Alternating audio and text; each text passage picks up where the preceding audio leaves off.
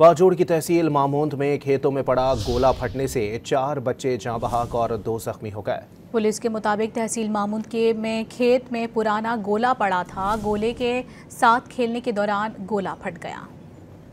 बाजोड़ की तहसील मामूंद में खेतों में पड़ा गोला फटने से 4 बच्चे जाँ बहक और 2 जख्मी हो गए।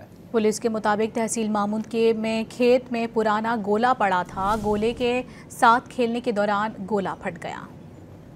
बाजोड़ की तहसील मामूंद में खेतों में पड़ा गोला फटने से 4 बच्चे जाँ बहक और 2 जख्मी हो गए। पुलिस के मुताबिक तहसील मामूंद के खेत में पुराना गोला पड़ा था। गोले के साथ खेलने के दौरान गोला फट गया।